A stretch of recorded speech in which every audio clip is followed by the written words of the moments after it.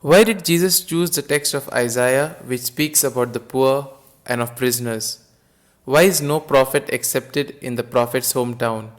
Why does Jesus say that the text is being fulfilled today even while you are listening?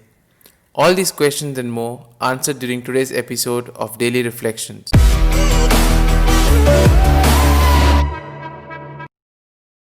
Today's Gospel speaks about Jesus' visit to Nazareth and the presentation of his program to the people of the synagogue. At first, the people were amazed, but immediately, when they became aware that Jesus wanted to accept all without excluding anyone, people rebelled and wanted to kill him. The proposal of Jesus. Urged by the Holy Spirit, Jesus returns to Galilee and begins to announce the good news of the kingdom of God. He goes to the community, teaches in the synagogue, and arrives in Nazareth where he had grown up. The following Saturday, as was the custom, Jesus went to the synagogue to participate in the celebration, and he stands up to read. He chooses the text of Isaiah which speaks about the poor, of the prisoners, of the blind, and the oppressed. This text is an image of the situation of the people of Galilee at the time of Jesus. The experience which Jesus had of God, the Father of love, gave him a new perspective to evaluate the reality.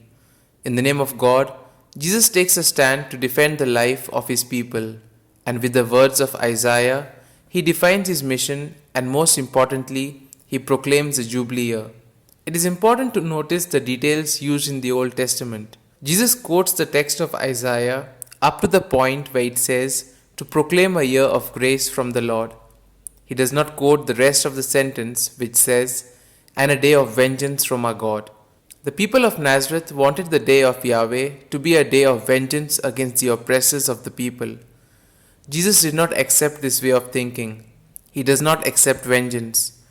His new experience of God the Father helped him to understand better the meaning of the prophecies. The Jubilee year. In the Bible, the Jubilee year was an important law. Every 7 years, at the beginning, it was necessary to restore the land to the clan of origin. All had to be able to return to their own property, and this way they prevented the formation of large estates and families were guaranteed their livelihood. It was also necessary to forgive their debts and to redeem the people who were slaves. It was not easy to have the Jubilee year every 7 years. After the exile, it was decided to have it every 50 years. The objective of the Jubilee was and continues to be to re-establish the rights of the poor, to accept the excluded, and to reintegrate them into the society to live together with others. The Jubilee was a legal instrument to return to the original sense of the law of God. This was an occasion offered by God to make a revision of the path being followed, to discover and to correct the errors, and to start again from the beginning. To unite the Bible and life.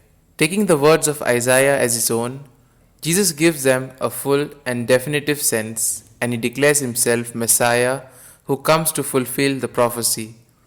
This way of interpreting the text provides a reaction of disbelief on the part of those who were in the synagogue. They were scandalized and did not want to know anything about him. They did not accept that Jesus was the Messiah announced by Isaiah. They were scandalized because Jesus spoke about accepting the poor, the blind, and the oppressed. The people do not accept Jesus' proposal. In order to help the community to overcome the scandal and to help them understand that his proposal formed part of tradition, Jesus tells two stories known in the Bible, the story of Elijah and the one of Elisha. Both stories criticize the narrow-mindedness of the people of Nazareth. The stories of Elijah and Elisha produced even greater anger. The community of Nazareth reaches the point of wanting to kill Jesus, but he remains calm. Here are some points for our personal reflection.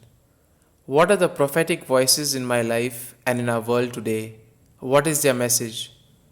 What are the reasons which lead us to exclude certain people? Is the mission of Jesus truly our mission and my mission? These points can be of great help to reflect on today's gospel. And if you like our reflection, do share the good news of our Lord. Have a good day, and may God bless you all. Amen.